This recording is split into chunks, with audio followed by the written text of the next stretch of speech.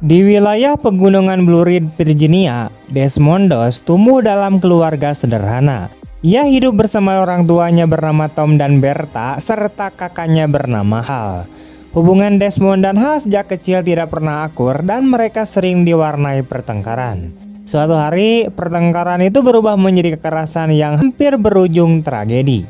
Dalam keadaan terdesak, Desmond melempar batu bata ke arah Hal dan nyaris merenggut nyawa kakaknya sendiri. Stop it. Do you hear me?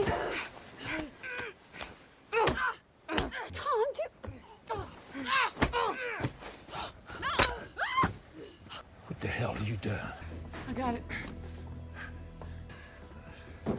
Hal memang selamat, tetapi kejadian tersebut meninggalkan luka batin yang sangat dalam bagi Desmond. Kata-kata sang ibu justru semakin menghantuinya ketika Bertha menyebut tindakan itu sebagai dosa terbesar yang bisa dilakukan oleh manusia.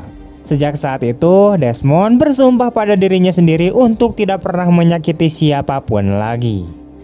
Take another man's life, that is the most egregious sin in the Lord's sight. Bertahun-tahun kemudian, saat membantu kegiatan di gereja, Desmond secara tak sengaja menyaksikan sebuah kecelakaan di pinggir jalan, di mana ada seorang pria tergeletak bersimbah darah. Tanpa ragu, Desmond tindak cepat. Ia melepas ikatan pinggangnya dan menggunakannya sebagai torniket untuk menghentikan pendarahan, lalu membawa korban ke rumah sakit. Dokter yang menangani pria itu mengatakan bahwa tindakan Desmond telah menyelamatkan nyawanya. Kata-kata tersebut membangkitkan perasaan yang selama ini terpendam. Desmond selalu ingin menjadi dokter, tetapi keterbatasan pendidikan membuat impian itu terasa mustahil. Nice work. You might have saved this boy's life. Di rumah sakit itulah Desmond bertemu dengan Dorothy, seorang perawat yang langsung menarik perhatiannya. Demi punya alasan berbicara dengannya, Desmond bahkan rela mendonorkan darah saat itu juga. Put some pressure here. You ever given blood before, Mr. Keesokan harinya, ia kembali ke rumah sakit dengan pakaian terbaiknya dan keberanian seadanya mencoba mengajak Dorothy untuk berkenalan lebih jauh. Kencan pertama mereka berjalan canggung, terutama karena Desmond tidak terbiasa berbicara dengan perempuan.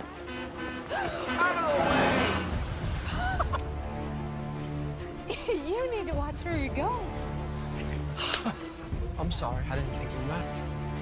You didn't ask. Ketika Desmond tiba-tiba menciumnya, Dorothy merasa terkejut dan mengingatkannya bahwa ia lebih menghargai jika diminta izin.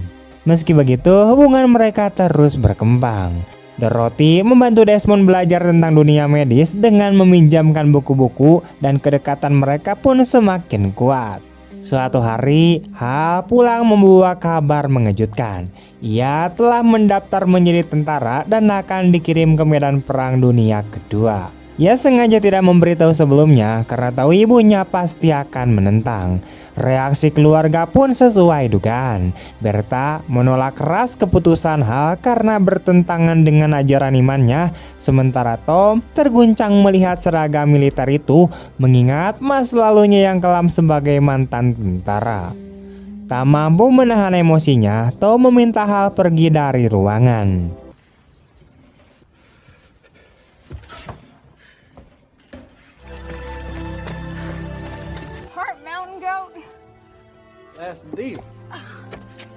Tak lama setelah itu, Desmond juga mengungkapkan niatnya kepada Dorothy untuk mendaftar militer. Namun berbeda dari Hal, Desmond ingin bergabung sebagai petugas medis. Ia merasa tidak adil jika hanya berdiam diri sementara orang lain mempertaruhkan nyawanya. Sebelum berangkat, Desmond melamar Dorothy dan Dorothy akhirnya menerimanya. Mereka sepakat untuk menikah saat Desmond mendapatkan cuti pertamanya. Menjelang keberangkatan, Desmond menemui ayahnya yang sedang berdiri di pemakaman menatap makam rekan-rekannya yang gugur. Dengan nada pahit, Tom mengungkapkan penyesalannya atas perang dan kebohongan tentang kejayaan. Ia takut harus kehilangan anak-anaknya juga dan meragukan apakah iman Desmond saja cukup untuk bertahan hidup di medan perang. Saat Desmond berangkat menuju pusat pelatihan di Fort Jackson, Dorothy memberinya sebuah kitab kecil berisi foto dirinya. Benda itu menjadi simbol cinta dan keyakinan yang Desmond bawa ke dunia yang penuh ketidakpastian. Di kamp pelatihan, Desmond bertemu dengan para prajurit lain termasuk Smithy yang gemar mengejek sambil memainkan pisau. Suasana berubah drastis ketika Sersan Howell muncul dengan teriakan keras khas militer.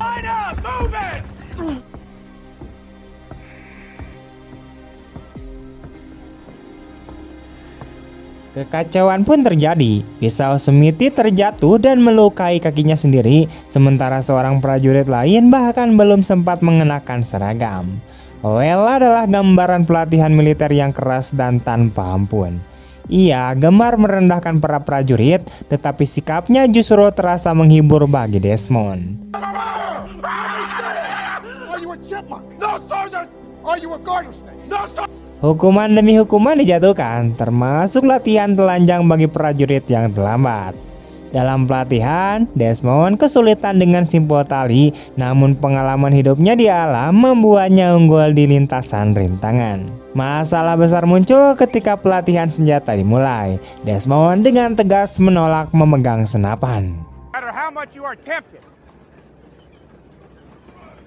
Problem, Private Cornstalk. Penolakan ini membuat Howell menyeret Desmond menghadap Kapten Glover.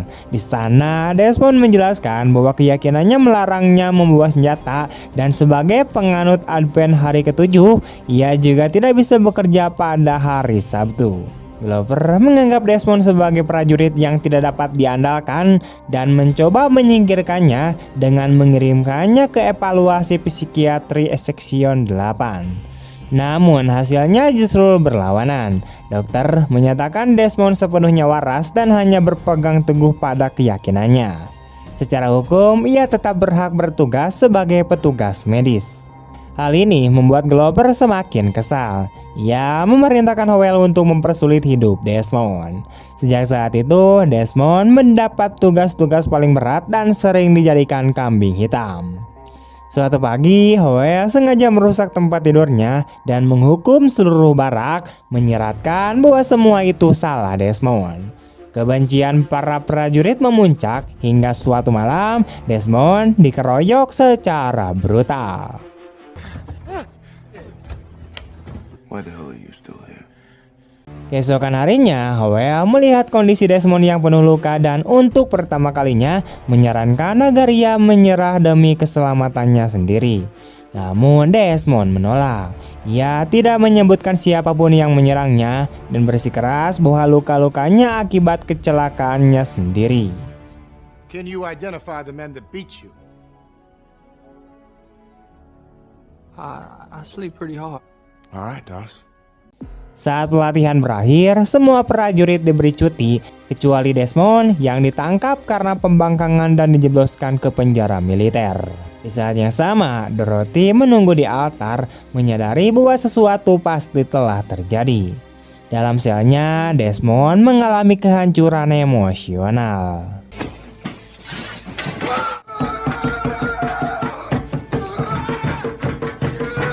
Kapten Glover menawarkan jalan keluar jika Desmond mau mengaku bersalah, tetapi Desmond tetap menolak.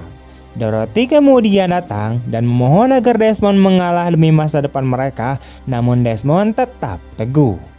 Kehabisan harapan, Dorothy menghubungi orang tua Desmond. Malam itu, Desmond dihantui mimpi buruk tentang masa lalunya, tentang kekerasan ayahnya, dan hari ketika ia harus merebut senjata dari tangan orang yang paling ia hormati.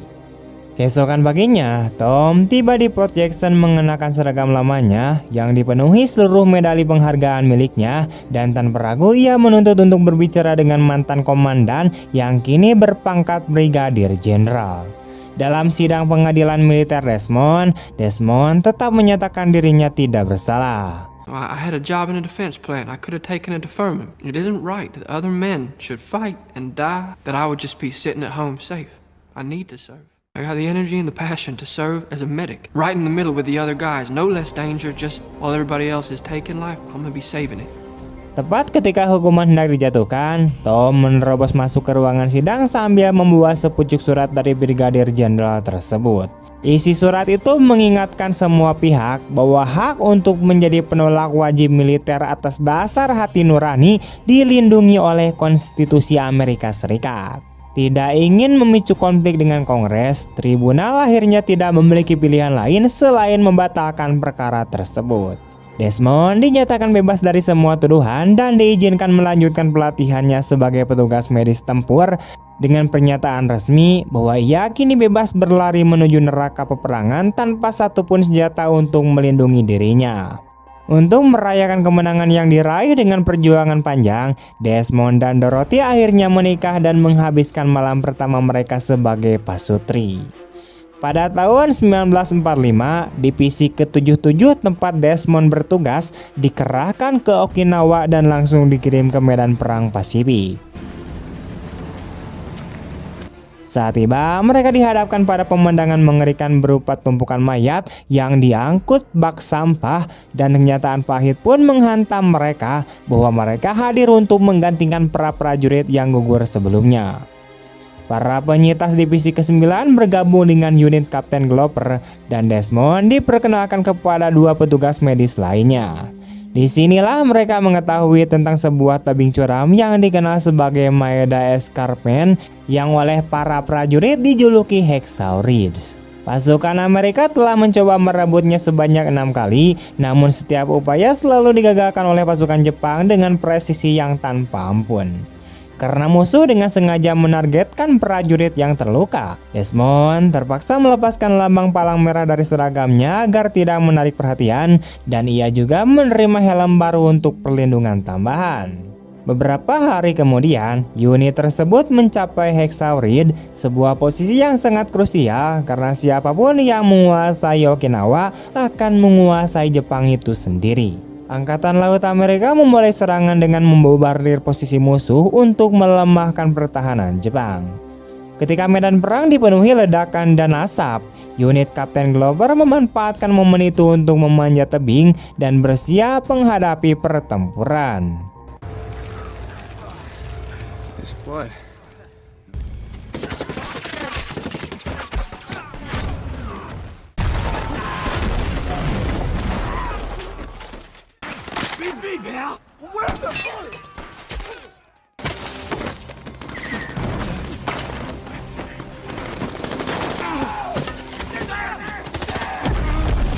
Pertempuran berlangsung sangat brutal dengan korban besar di kedua pihak, namun Desmond tidak pernah goyah, di mana ia terus menyelamatkan sebanyak mungkin prajurit, termasuk mereka yang biasanya ditinggalkan, dinyatakan hilang, atau dianggap tidak mungkin bisa diselamatkan.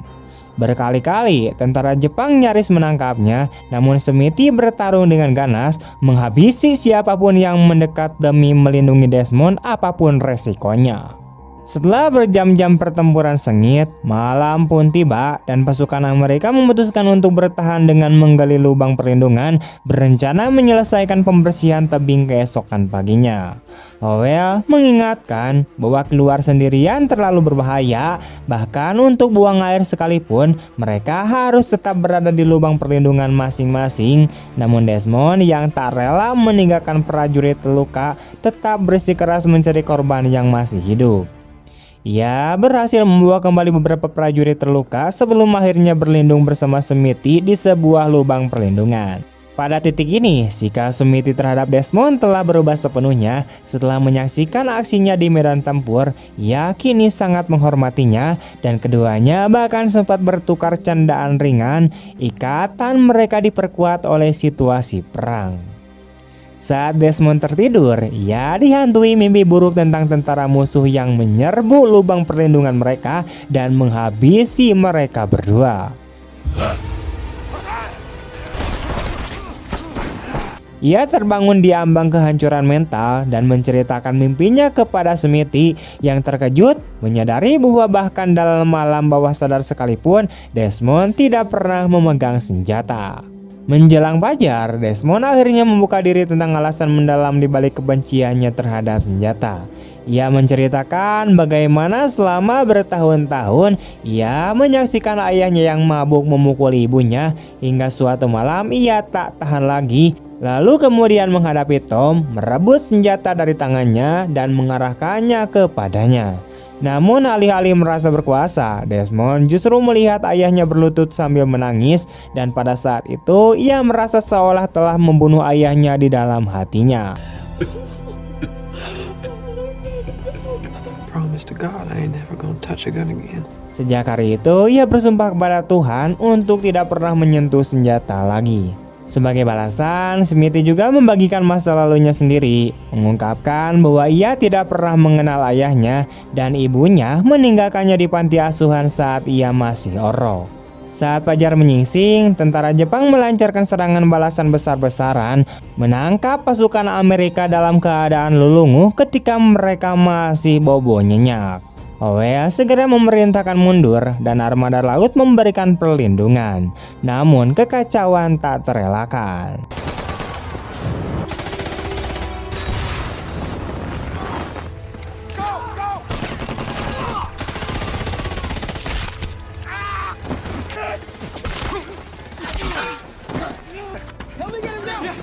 Can't help him, buddy. He's gone. No. Everyone! Off the ridge! Di tengah kekacauan itu, Smithy terluka parah sebelum Desmond sempat membawanya ke tempat aman. Tanpa pilihan lain, pasukan Amerika terpaksa mundur menuruni tebing, namun Desmond tidak ikut mundur. Ia mendengar jeritan para prajurit yang terluka dan merasa mendapat panggilan ilahi untuk menolong mereka. Kapten Glover yang memimpin mundur, mengumpulkan para penyitas dan hanya meninggalkan beberapa prajurit untuk mengamati medan perang. Mengabaikan keselamatannya sendiri, Desmond berlari melintasi puing-puing pertempuran, menyelamatkan sebanyak mungkin prajurit yang terluka, dan dengan menggunakan tali, ia menurunkan mereka satu persatu dari tebing.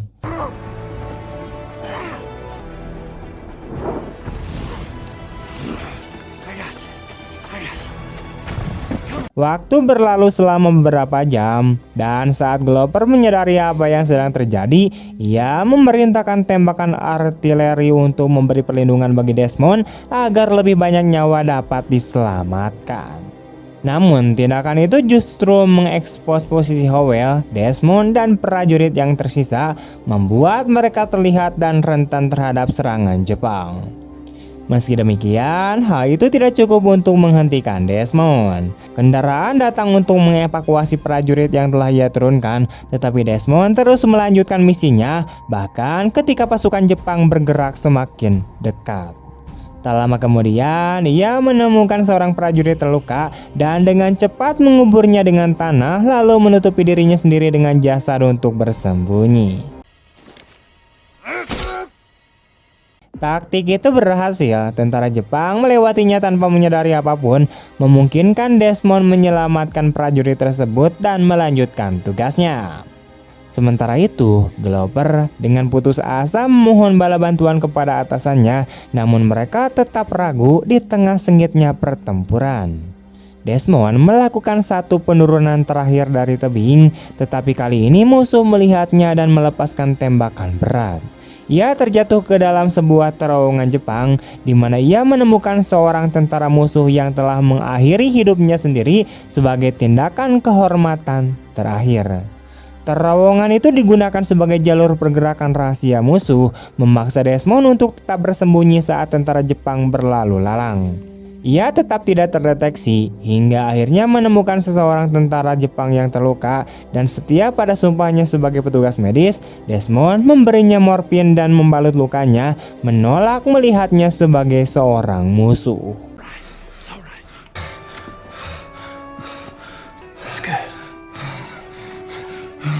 Saat ia keluar dari terowongan, malam telah datang, namun kepoekan itu tidak menghentikannya. Desmond terus menyelamatkan prajurit dengan tangan yang terkoyak dan berdarah, mengabaikan rasa sakit sambil berdoa memohon kekuatan, bahkan menurunkan beberapa prajurit Jepang yang terluka bersama prajuritnya sendiri. Help me get one more.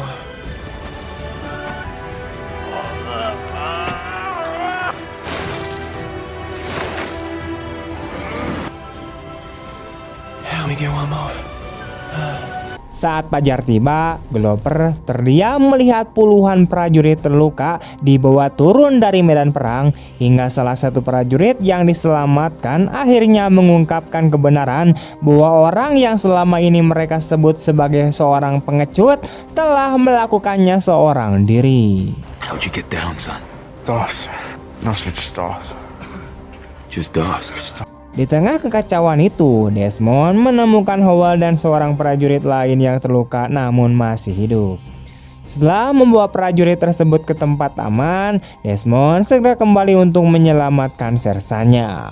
Seorang penembak jitu Jepang kemudian mengunci posisinya dan menembak, tetapi helm Desmond secara ajaib menangkis peluru itu dan menyelamatkan nyawanya. Howell masih memiliki beberapa peluru tersisa, sehingga Desmond mengambil langkah nekat dengan sengaja berlari untuk menarik perhatian penembak jitu tersebut. Tembakan berikutnya mengungkap posisi musuh, memungkinkan Howell menjatuhkannya dengan satu tembakan tepat. Setelah ancaman itu disingkirkan, Desmond mulai menyeret Howell menuju tempat aman, sementara tentara Jepang melihat mereka dan kemudian mengejar. Howell membalas tembakan untuk melindungi pelarian mereka, dan Desmond terus maju tanpa mau meninggalkan sersannya.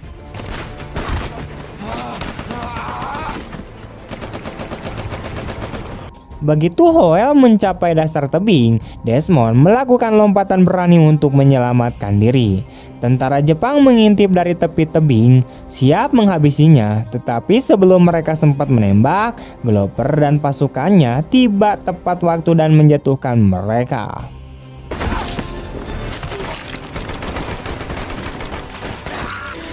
We got him. It's good. It's good. Desmond disambut dengan penghormatan tertinggi dan segera dibawa ke rumah sakit lapangan, di mana ia menerima kabar memilukan bahwa petugas medis lain dalam timnya tidak selamat.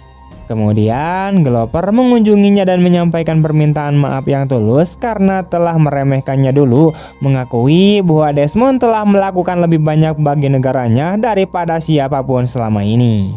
Glover menjelaskan bahwa mereka akan kembali ke Hexaurid keesokan harinya, yaitu hari Sabtu, dan mengakui bahwa itu adalah hari Sabat Desmond, serta menyatakan akan menghormati keputusannya jika ia memilih untuk beribadah. Namun Desmond setuju untuk ikut, dan seluruh unit menunggu hingga ia selesai berdoa sebelum melancarkan serangan.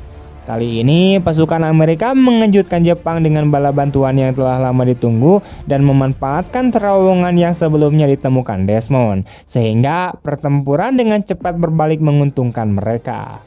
Pada satu titik, sekelompok kecil tentara Jepang maju sambil mengibarkan bendera putih seolah menyerah, namun itu adalah tipu muslihat, di mana mereka mendekat cukup dekat untuk melemparkan kumpulan granat ke arah pasukan Amerika. Para tentara musuh segera ditembak mati, tetapi Desmond terluka saat berusaha menangkis sebuah granat demi menyelamatkan rekan-rekannya. Saat pertempuran terus berkecamuk, para prajurit lain mengangkat Desmond dengan tanduk dan membawanya menjauh dari medan perang hingga mereka menyadari bahwa ia menjatuhkan sesuatu, yaitu Alkitabnya. Mereka mengambilnya dan meletakkannya kembali ke tangannya sebelum melanjutkan evakuasi.